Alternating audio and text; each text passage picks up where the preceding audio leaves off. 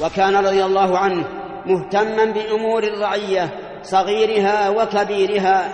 خرج ذات ليلة إلى حرة المدينة ومعه مولاه أسلم، فإذا نار تسعر، فقال: يا أسلم، ما أظن هؤلاء إلا ركبا قصر بهم الليل والبرد.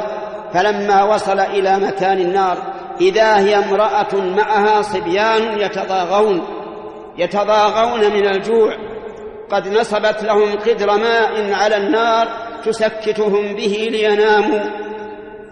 فقال عمر: السلام عليكم يا أهل الضوء، وكره أن يقول يا أهل النار.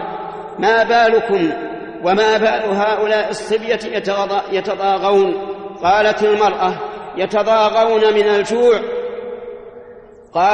قال: فأي شيء في هذا القدر؟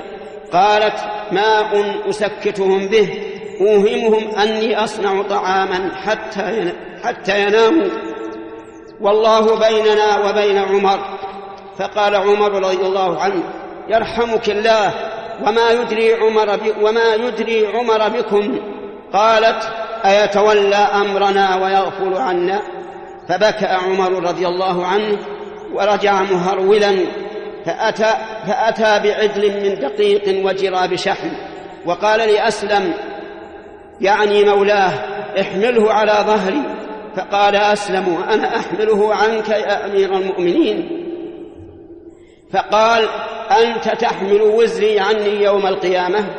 فحمله عمر رضي الله عنه حتى أتى المرأة، فجعل يصلح الطعام لها، وجعل ينفخ تحت القدر والدخان يتخلل من لحيته حتى نضج الطعام، فأنزل القدر وأفرغ منه في صحفة لها، فأكل الصبية حتى شبعوا وجعلوا يضحكون ويتصارعون.